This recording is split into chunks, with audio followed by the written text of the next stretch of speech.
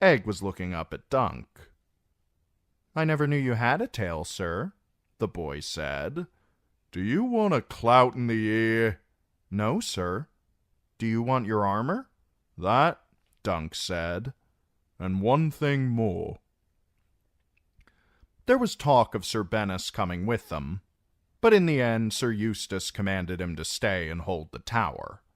His sword would be of little use against the odds that they were like to face, and the sight of him would inflame the widow further. The Brown Knight did not require much convincing. Dunk helped him knock loose the iron pegs that held the upper steps in place. Bennis clambered up them, untied the old gray hempen rope, and hauled on it with all his strength. Creaking and groaning, the wooden stair swung upward, leaving 10 feet of air between the top stone step and the tower's only entrance. Sam Stoops and his wife were both inside. The chickens would need to fend for themselves.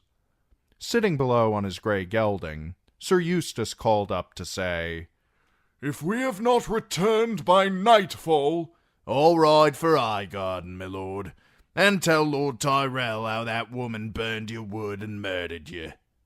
Dunk followed Egg and Maester down the hill.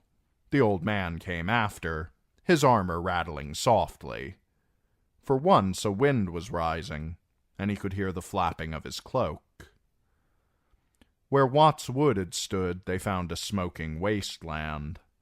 The fire had largely burned itself out by the time they reached the wood, but here and there a few patches were still burning, fiery islands in a sea of ash and cinders. Elsewhere the trunks of burned trees thrust like blackened spears into the sky.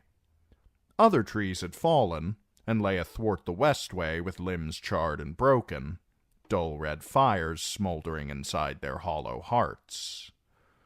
There were hot spots on the forest floor as well, and places where the smoke hung in the air like a hot gray haze. Sir Eustace was stricken with a fit of coughing, and for a few moments Dunk feared the old man would need to turn back, but finally it passed. They rode past the carcass of a red deer, and later on what might have been a badger. Nothing lived except the flies. Flies could live through anything, it seemed. "The field of fire must have looked like this," Sir Eustace said. "It was there our woes began, 200 years ago. The last of the Green Kings perished on that field, with the finest flowers of the Reach around him. My father said the dragon fire burned so hot that their swords melted in their hands. Afterward the blades were gathered up and went to make the Iron Throne. Highgarden passed from kings to stewards, and the Osgreys dwindled and diminished, until the marshals of the North March were no more than landed knights, bound in fealty to the Rowans." Dunk had nothing to say to that, so they rode in silence for a time, till Sir Eustace coughed and said, "Sir Duncan, do you remember the story that I told you?" "I might, sir," said Dunk. "Which one?" "The little lion." "I remember. He was the youngest of 5 sons." "Good." He coughed again. "When he slew Lancel Lannister, the Westermen turned back. Without the king there was no war. Do you understand what I am saying?" "Aye," said Dunk reluctantly. Could I kill a woman? For once Dunk wished he were as thick as that castle wall. It must not come to that. I must not let it come to that. A few green trees still stood where the westway crossed the Chequy water. Their trunks were charred and blackened on one side. Just beyond, the water glimmered darkly. Blue and green, Dunk thought, but all the gold is gone. The smoke had veiled the sun. Sir Eustace halted when he reached the water's edge. "I took a holy vow. I will not cross that stream. Not so long as the land beyond is hers. The old knight wore mail and plate beneath his yellowed surcoat. His sword was on his hip. "What if she never comes, sir?" Egg asked. With fire and sword, Dunk thought. "She'll come."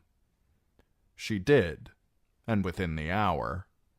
They heard her horses first, then the faint metallic sound of clinking armor growing louder. The drifting smoke made it hard to tell how far off they were until her banner-bearer pushed through the ragged gray curtain. His staff was crowned by an iron spider painted white and red, with the black banner of the Webbers hanging listlessly beneath. When he saw them across the water, he halted on the bank. Sir Lucas Inchfield appeared half a heartbeat later, armored head to heel.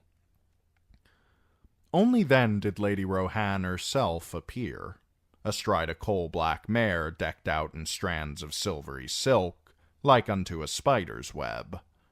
The widow's cloak was made of the same stuff.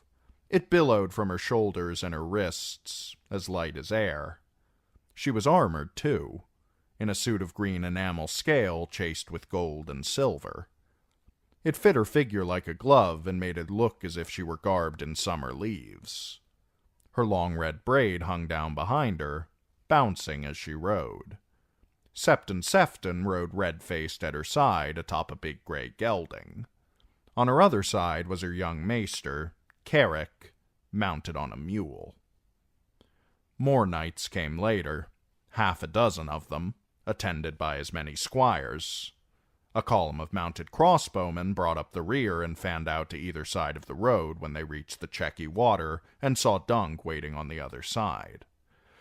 There were 33 fighting men, all told, excluding the Septon, the maester, and the widow herself. One of the knights caught Dunk's eye, a squat, bald keg of a man in mail and leather, with an angry face and an ugly goiter on his neck. The Red Widow walked her mare to the edge of the water. "Sir Eustace! Sir Duncan!" she called across the stream. "We saw your fire burning in the night." "Saw it?" Sir Eustace shouted back. "Aye, you saw it, after you made it." "That is a vile accusation." "For a vile act." "I was asleep in my bed last night, with my ladies all around me. The shouts from the walls awoke me, as they did most everyone. Old men climbed up steep tower steps to look, and babes at the breast saw the red light and wept in fear. And that is all I know of your fire, sir." "It was your fire, woman," insisted Sir Eustace. "My wood is gone! Gone, I say!" Septon Sefton cleared his throat. "Sir Eustace," he boomed, "there are fires in the King's Wood, too, and even in the Rainwood. The drought has turned all our woods to kindling." Lady Rohan raised an arm and pointed. "Look at my fields, Osgray. How dry they are. I would have been a fool to set a fire. Had the wind changed direction, the flames might well have leapt the stream and burned out half my crops." "Might have!" Sir Eustace shouted. "It was my woods that burned, and you that burned them. Most like you cast some witch's spell to drive the wind, just as you used your dark arts to slay your husbands and your brothers." Lady Rohan's face grew harder. Dunk had seen that look at Coldmoat just before she slapped him. "Prattle," she told the old man. "I will waste no more words on you, sir. Produce Bennis of the Brown Shield, or we will come and take him." "That you shall not do," Sir Eustace declared in ringing tones. "That you shall never do." His mustache twitched. "Come no farther. This side of the stream is mine, and you are not wanted here. You shall have no hospitality from me. No bread and salt, not even shade and water. You come as an intruder. I forbid you to set foot on Osgray land. Lady Rohan drew her braid over her shoulder. Sir Lucas, was all she said. The Long Inch made a gesture. The crossbowmen dismounted, winched back their bowstrings with the help of hook and stirrup, and plucked quarrels from their quivers. "Now, sir," her ladyship called out, when every bow was knocked and raised and ready, "what was it you forbade me?" Dunk had heard enough. If you cross the stream without leave, you are breaking the king's peace. Septon Sefton urged his horse forward a step. "The king will neither know nor care," he called. "We are all the mother's children, sir. For her sake, stand aside." Dunk frowned. I don't know much of God, Septon, but aren't we the warriors' children too? He rubbed the back of his neck. If you try to cross, I'll stop you. Sir Lucas the Long Inch laughed. Here's a hedge knight who yearns to be a hedgehog, my lady, he said to the Red Widow. Say the word, and we'll put a dozen quarrels in him.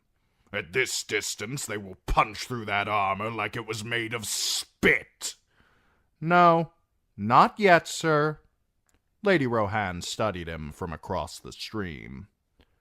You are 2 men and a boy. We are 33. How do you propose to stop us crossing? Well, said Dunk, I'll tell you, but only you. As you wish. She pressed her heels into her horse and rode her out into the stream. When the water reached the mare's belly, she halted, waiting. Here I am. Come closer, sir. I promise not to sew you in a sack. Sir Eustace grasped Dunk by the arm before he could respond. Go to her, the old knight said. But remember the little lion. As you say, my lord. Dunk walked Thunder down into the water. He drew up beside her and said, "Milady?" "Sir Duncan." She reached up and laid 2 fingers on his swollen lip. Did I do this, sir? No one else has slapped my face of late, milady. That was bad of me. A breach of hospitality. The good Septon has been scolding me. She gazed across the water at Sir Eustace. I scarce remember Adam any longer. It was more than half my life ago. I remember that I loved him, though. I have not loved any of the others. His father put him in the blackberries with his brothers, Dunk said. He was fond of blackberries. I remember. He used to pick them for me, and we'd eat them in a bowl of cream. The king pardoned the old man for Damon, said Dunk. It is past time you pardoned him for Adam. Give me Bennis, and I'll consider that. Bennis is not mine to give. She sighed. I would as lief not have to kill you. I would as lief not die. Then give me Bennis. We'll cut his nose off and hand him back, and that will be the end of that. It won't, though, Dunk said. There's still the dam to deal with, and the fire. Will you give us the men who set it? There were lantern bugs in that wood, she said. It may be they set the fire off with their little lanterns. No more teasing now, milady, Dunk warned her. This is no time for it. Tear down the dam and let Sir Eustace have the water to make up for the wood. That's fair, is it not? It might be if I had burned the wood, which I did not. I was at Coldmoat safe abed. She looked down at the water. What is there to prevent us from riding right across the stream? Have you scattered caltrops amongst the rocks, hidden archers in the ashes? Tell me what you think is going to stop us. Me. He pulled one gauntlet off. In Flea Bottom, I was always bigger and stronger than the other boys, so I used to beat them bloody and steal from them. The old man taught me not to do that. It was wrong, he said. And besides, sometimes little boys have great big brothers. Here, have a look at this. Dunk twisted the ring off his finger and held it out to her. She had to let loose of her braid to take it. Gold? She said when she felt the weight of it. What is this, sir? She turned it over in her hand. A signet, gold and onyx. Her green eyes narrowed as she studied the seal. Where did you find this, sir? In a boot, wrapped in rags and stuffed up in the toe. Lady Rohan's fingers closed around it. She glanced at Egg and old Sir Eustace. You took a great risk in showing me this ring, sir. But how does it avail us? If I should command my men to cross... Well, said Dunk, that would mean I'd have to fight. And die. Most like, he said. And Egg would go back where he comes from and tell what happened here. Not if he died as well. I don't think you'd kill a boy of 10, he said, hoping he was right. Not this boy of 10, you wouldn't. You got 33 men there, like you said. Men talk. That fat one there especially. No matter how deep you dug the grave, the tail would out. And then, well, might be a spotted spider's bite can kill a lion, but a dragon is a different sort of beast. I would sooner be the dragon's friend. She tried the ring on her finger. It was too big even for her thumb. Dragon or no, I must have Bennis of the Brown Shield. No. You are 7 feet of stubborn. Less an inch. She gave him back the ring. I cannot return to Coldmoat empty-handed. They will say the Red Widow has lost her bite, that she was too weak to do justice, that she could not protect her small folk. You do not understand, sir. I might. Better than you know. I remember once some little lord in the Stormlands took Sir Arlen into service to help him fight some other little lord. When I asked the old man what they were fighting over, he said, "Nothing, lad. It's just some pissing contest." Lady Rohan gave him a shocked look, but could sustain it no more than half a heartbeat before it turned into a grin. I have heard 1,000 empty courtesies in my time, but you are the first knight who ever said pissing in my presence. Her freckled face went somber. Those pissing contests are how lords judge one another's strength, and woe to any man who shows his weakness. A woman must needs piss twice as hard if she hopes to rule, and if that woman should happen to be small. Lord Stackhouse covets my Horseshoe Hills. Sir Clifford Conklin has an old claim to Leafy Lake. Those dismal Durwells live by stealing cattle. And beneath mine own roof I have the Long Inch. Every day I wake wondering if this might be the day he marries me by force. Her hand curled tight around her braid, as hard as if it were a rope, and she was dangling over a precipice. He wants to, I know.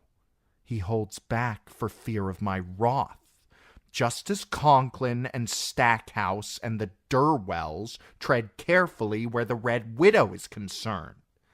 If any of them thought for a moment that I had turned weak and soft... Dunk put the ring back on his finger and drew his dagger. The widow's eyes went wide at the sight of naked steel. "What are you doing?" she said. "Have you lost your wits? There are 12 crossbows trained on you." You wanted blood for blood. He laid the dagger against his cheek. They told you wrong.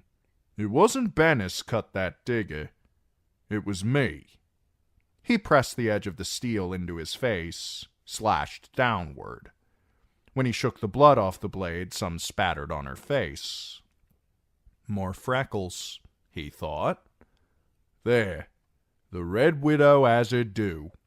A cheek for a cheek. You are quite mad. The smoke had filled her eyes with tears. If you were better born, I'd marry you. Aye, milady. And if pigs had wings and scales and breathed flame, they'd be as good as dragons. Dunk slid the knife back in its sheath. His face had begun to throb. The blood ran down his cheek and dripped onto his gorget. The smell made Thunder snort and paw the water. Give me the men who burned the wood. No one burned the wood, she said. But if some man of mine had done it, it must have been to please me. How could I give such a man to you? She glanced back at her escort. It would be best if Sir Eustace were just to withdraw his accusation. Those pigs will be breathing fire first, milady. In that case, I must assert my innocence before the eyes of gods and men. Tell Sir Eustace that I demand an apology or a trial. The choice is his. She wheeled her horse about to ride back to her men. The stream would be their battleground. Septon Sefton waddled out and said a prayer, beseeching the Father above to look down on these two men and judge them justly, asking the warrior to lend his strength to the man whose cause was just and true, begging the mother's mercy for the liar, that he might be forgiven for his sins. When the praying was over and done with, he turned to Sir Eustace Osgrey one last time. "Sir," he said, "I beg you once again, withdraw your accusation." I will not, the old man said, his mustache trembling. The fat Septon turned to Lady Rohan. "Good sister, if you did this thing, confess your guilt, and offer good Sir Eustace some restitution for his wood. Elsewise blood must flow." My champion will prove my innocence before the eyes of gods and men. "Trial by battle is not the only way," said the Septon, waist deep in the water. "Let us go to Golden Grove, I implore you both, and place the matter before Lord Rowan for his judgment." never, said Sir Eustace. The Red Widow shook her head. Sir Lucas Inchfield looked at Lady Rohan, his face dark with fury. You will marry me when this mummer's farce is done, as your Lord Father wished. My Lord Father never knew you as I do, she gave back. Dunk went to one knee beside Egg and put the signet back in the boy's hand. 4 three-headed dragons, 2 and 2, the arms of Maekar, Prince of Summerhall. Back in the boot, he said. But if it happens that I should die, go to the nearest of your father's friends and have him take you back to Summerhall. Don't try to cross the whole reach on your own. See you don't forget, or my ghost'll come and clout you in the ear. Yes, sir, said Egg. But I'd sooner you didn't die. It's too hot to die. Dunk donned his helm, and Egg helped him fasten it tightly to his gorget. The blood was sticky on his face, though Sir Eustace had torn a piece off his cloak to help stop the gash from bleeding. He rose and went to Thunder. Most of the smoke had blown away, he saw as he swung up onto the saddle, but the sky was still dark. Clouds, he thought. Dark clouds. It had been so long. Maybe it's an omen. But is it his omen or mine? Dunk was no good with omens. Across the stream, Sir Lucas had mounted up as well. His horse was a chestnut courser, a splendid animal, swift and strong, but not as large as Thunder. What the horse lacked in size he made up for in armor, though. He was clad in crinnet, chamfron, and a coat of light chain. The Long Inch himself wore black enameled plate and silvery ringmail. An onyx spider squatted malignantly atop his helmet, but his shield displayed his own arms, a bend sinister, checky black and white, on a pale gray field. Dunk watched Sir Lucas hand it to a squire. He does not mean to use it. When another squire delivered him a pole-axe, he knew why.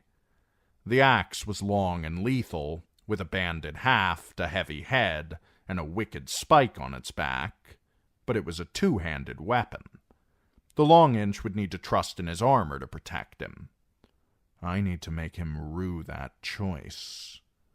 His own shield was on his left arm, the shield Tanzel had painted with his elm and falling star. The old shield rhyme echoed in his head. Oak and iron guard me well, or else I'm dead and doomed to hell. He slid his longsword from its scabbard. The weight of it felt good in his hand. He put his heels into Thunder's flanks and walked the big destrier down into the water. Across the stream, Sir Lucas did the same. Dunk pressed right, so as to present the Long Inch with his left side protected by his shield. That was not something Sir Lucas was willing to concede him. He turned his courser quickly, and they came together in a tumult of gray steel and green spray. Sir Lucas struck with his pole-axe. Dunk had to twist in the saddle to catch it on his shield. The force of it shot down his arm and jarred his teeth together. He swung his sword in answer, a sideways cut that took the other knight beneath his upraised arm. Steel screamed on steel, and it was on. The Long Inch spurred his courser in a circle, trying to get around to Dunk's unprotected side, but Thunder wheeled to meet him, snapping at the other horse. Sir Lucas delivered one crashing blow after another, standing in his stirrups to get all his weight and strength behind the axe head. Dunk shifted his shield to catch each blow as it came. Half crouched beneath its oak, he hacked at Linchfield's arms and side and legs, but his plate turned every stroke. Round they went and round again, the water lapping at their legs. The Long Inch attacked, and Dunk defended, watching for a weakness. Finally, he saw it. Every time Sir Lucas lifted his axe for another blow, a gap appeared beneath his arm. There was mail and leather there and padding underneath, but no steel plate. Dunk kept his shield up, trying to time his attack. Soon. The axe crashed down, wrenched free, came up. Now! He slammed his spurs into Thunder, driving him closer, and thrust with his longsword to drive his point through the opening. But the gap vanished as quick as it had appeared. His sword point scraped a rondel, and Dunk, overextended, almost lost his seat. The axe descended with a crash, slanting off the iron rim of Dunk's shield, crunching against the side of his helm, and striking Thunder a glancing blow along the neck. The destrier screamed and reared up on two legs, his eye rolling white in pain as the sharp, coppery smell of blood filled the air. He lashed out with iron hooves just as Long Inch was moving in. One caught Sir Lucas in the face, the other on a shoulder. Then the heavy warhorse came down atop his courser. It all happened in a heartbeat. The two horses went down in a tangle, kicking and biting at each other, churning up the water in the mud below. Dunk tried to throw himself from the saddle, but one foot tangled in a stirrup. He fell face first, sucking down one desperate gulp of air before the stream came rushing into the helm through the eye slit. His foot was still caught up, and he felt a savage yank as Thunder's struggles almost pulled his leg out of its socket. Just as quickly he was free, turning, sinking. For a moment he flailed helplessly in the water. The world was blue and green and brown. The weight of his armor pulled him down until his shoulder bumped the stream bed. If that is down, the other way is up. Dunk's steel-clad hands fumbled at the stones and sands, and somehow he gathered his legs up under him and stood. He was reeling, dripping mud, with water pouring from the breath holes in his dinted helm, but he was standing. He sucked down air. His battered shield still clung to his left arm, but his scabbard was empty and his sword was gone. There was blood inside his helm as well as water. When he tried to shift his weight, his ankle sent a lance of pain right up his leg. Both horses had struggled back to their feet, he saw. He turned his head, squinting one-eyed through a veil of blood, searching for his foe. Gone, he thought. He's drowned or thunder crushed his skull in. Sir Lucas burst up out of the water right in front of him, sword in hand. He struck Dunk's neck a savage blow, and only the thickness of his gorget kept his head upon his shoulders. He had no blade to answer with, only his shield. He gave ground, and the long inch came after, screaming and slashing. Dunk's upraised arm took a numbing blow above the elbow. A cut to his hip made him grunt in pain. As he backed away, a rock turned beneath his foot, and he went down to one knee, chest high in the water. He got his shield up, but this time Sir Lucas struck so hard he split the thick oak right down the middle and drove the remnants back into Dunk's face. His ears were ringing and his mouth was full of blood, but somewhere far away he heard Egg screaming, "Get him, sir! Get him! Get him! He's right there!" Dunk drove forward. Sir Lucas had wrenched his sword free for another cut. He slammed into him waist high and knocked him off his feet. The stream swallowed both of them again, but this time Dunk was ready. He kept one arm around the long inch and forced him to the bottom. Bubbles came streaming out from behind Inchfield's battered, twisted visor, but still he fought. He found a rock at the bottom of the stream and began hammering at Dunk's head and hands. Dunk fumbled at his sword belt. Have I lost the dagger too? He wondered.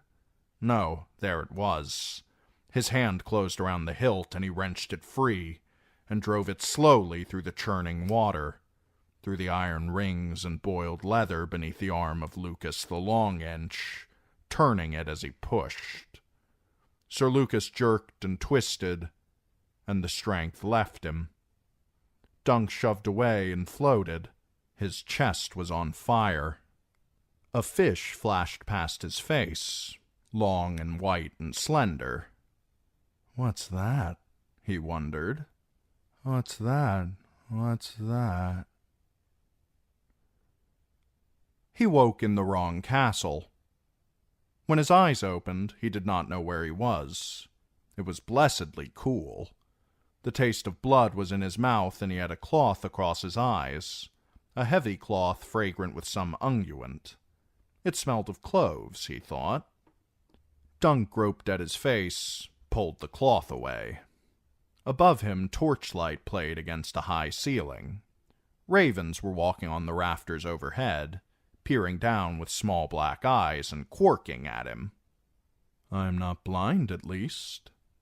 He was in a maester's tower.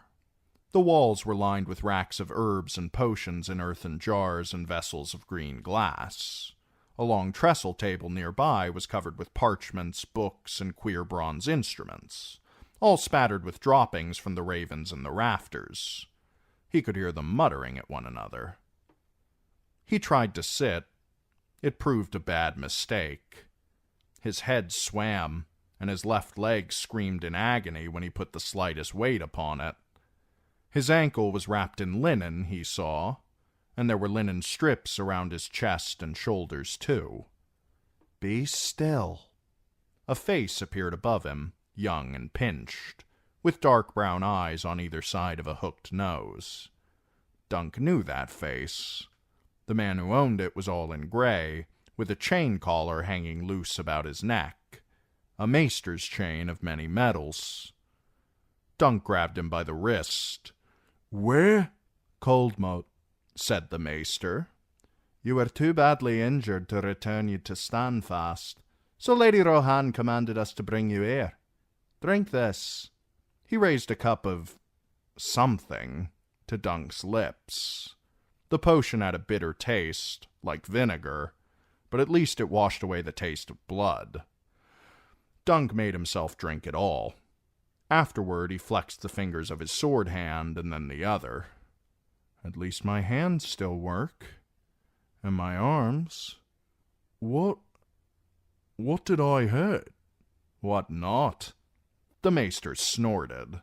"A broken ankle, a sprained knee, a broken collarbone, bruising.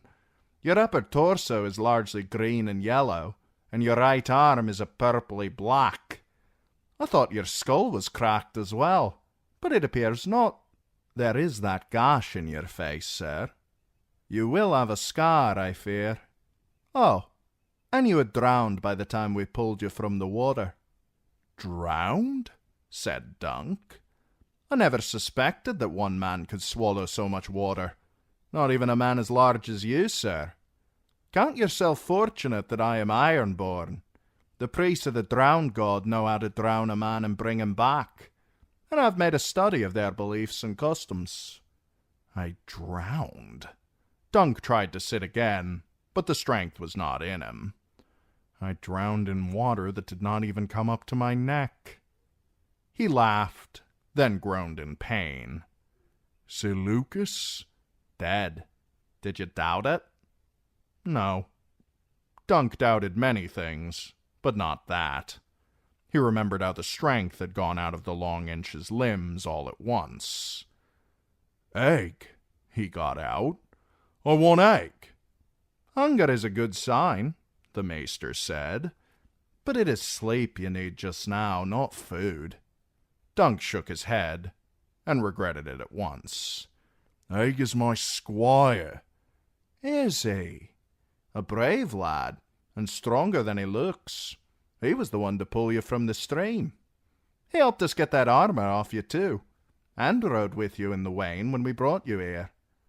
He would not sleep himself, but sat by your side with your sword across his lap, in case someone tried to do you harm. He even suspected me, and insisted that I taste anything I meant to feed you. A queer child, but devoted." "Where is he?" "Sir Eustace asked the boy to attend him at the wedding feast. There was no one else on his side. It would have been discourteous for him to refuse." "Wedding feast?" Dunk did not understand. "You would not know, of course. Coldmoat and Standfast were reconciled after your battle. Lady Rohan begged leave of old Sir Eustace to cross his land and visit Adam's grave, and he granted her that right. She knelt before the blackberries and began to weep, and he was so moved that he went to comfort her. They spent the whole night talking of young Adam and my lady's noble father. Lord Wyman and Sir Eustace were fast friends until the Blackfire Rebellion. His lordship and my lady were wed this morning by our good Septon Sefton. Eustace Osgrey is the Lord of Coldmoat, and his checky lion flies beside the Weber spider on every tower and wall." Dunk's world was spinning slowly all around him. "That potion, he's put me back to sleep." He closed his eyes and let all the pain drain out of him. He could hear the ravens quarking and screaming at each other, and the sound of his own breath, and something else as well. A softer sound, steady, heavy, somehow soothing. "What's that?" he murmured sleepily. "That sound."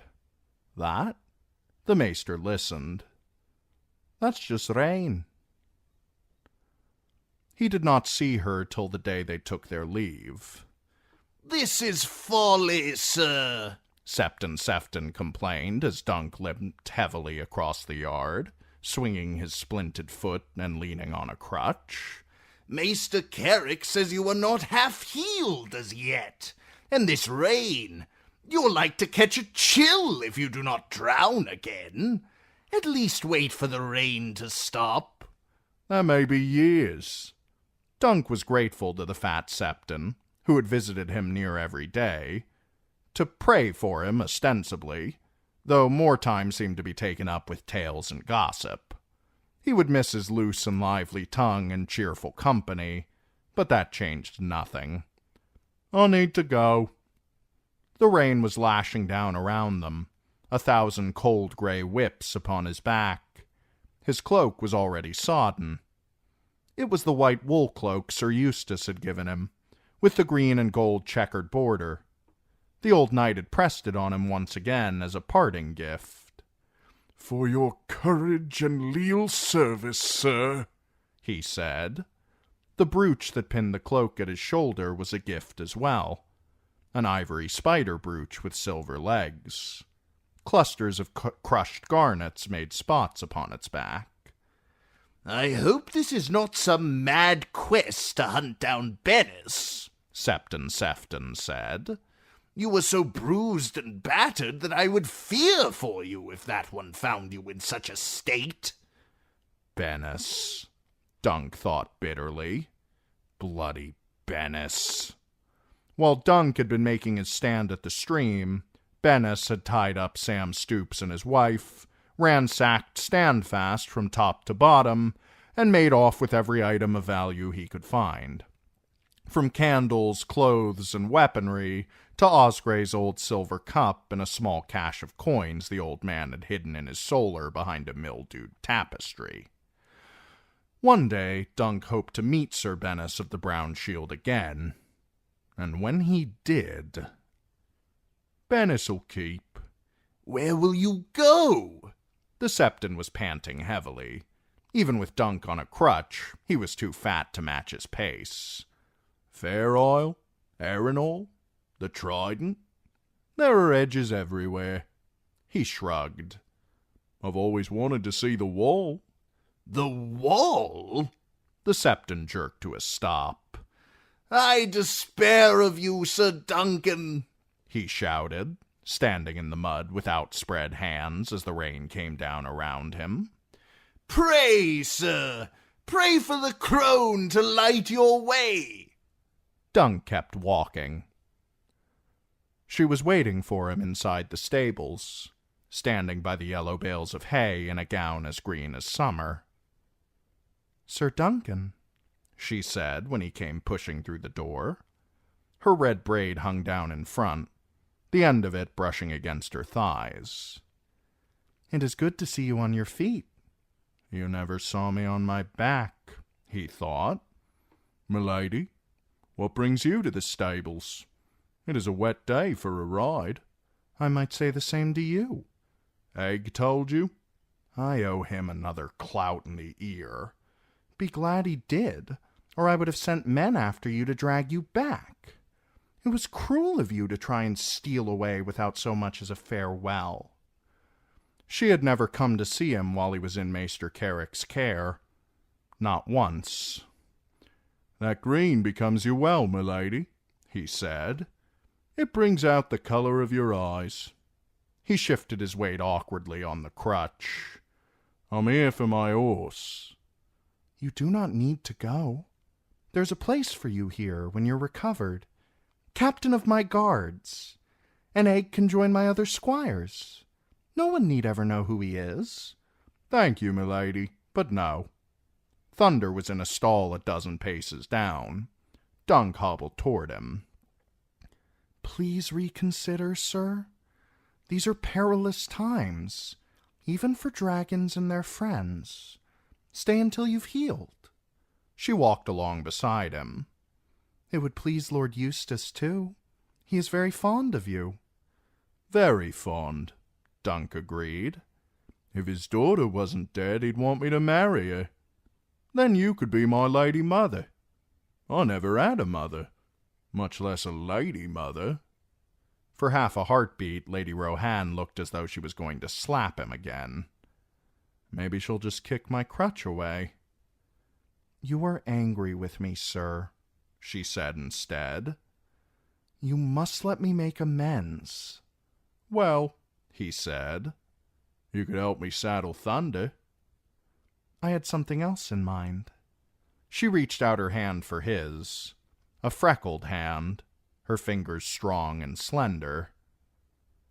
I'll bet she's freckled all over. How well do you know horses? I ride one. An old destrier bred for battle, slow-footed and ill-tempered. Not a horse to ride from place to place. If I need to get from place to place, it's him or these. Dunk pointed at his feet. You have large feet, she observed. Large hands as well. I think you must be large all over. Too large for most palfreys. They'd look like ponies with you perched upon their backs. Still, a swifter mount would serve you well. A big courser, with some Dornish sandsteed for endurance. She pointed to the stall across from Thunder's. A horse like her. She was a blood bay with a bright eye and a long, fiery mane. Lady Rohan took a carrot from her sleeve and stroked her head as she took it. The carrot, not the fingers, she told the horse, before she turned again to Dunk. I call her Flame, but you may name her as you please. Call her Amends if you like. For a moment he was speechless. He leaned on the crutch and looked at the blood bay with new eyes. She was magnificent, a better mount than any the old man had ever owned. You had only to look at those long, clean limbs to see how swift she'd be. I bred her for beauty and for speed. He turned back to Thunder. I cannot take her. Why not? She's too good a horse for me. Just look at her. A flush crept up Rohan's face. She clutched her braid, twisting it between her fingers. I had to marry. You know that. My father's will... Oh, don't be such a fool. What else should I be? I'm thick as a castle wall and bastard-born as well. Take the horse. I refuse to let you go without something to remember me by. I will remember you, milady. I've no fear of that. Take her. Dunk grabbed her braid and pulled her face to his. It was awkward with the crutch and the difference in their heights. He almost fell before he got his lips on hers. He kissed her hard. One of her hands went round his neck and one around his chest. He learned more about kissing in a moment than he had ever known from watching. But when they finally broke apart, he drew his dagger. I know what I want to remember you by, milady. Egg was waiting for him at the gatehouse, mounted on a handsome new sorrel palfrey and holding Maester's lead. When Dunk trotted up to them on Thunder, the boy looked surprised. She said she wanted to give you a new horse, sir. Even high-born ladies don't get all they want, Dunk said as they rode out across the drawbridge. It wasn't a horse I wanted. The moat was so high it was threatening to overflow its banks. I took something else to remember her by instead. A lock of that red hair. He reached under his cloak, brought out the braid, and smiled.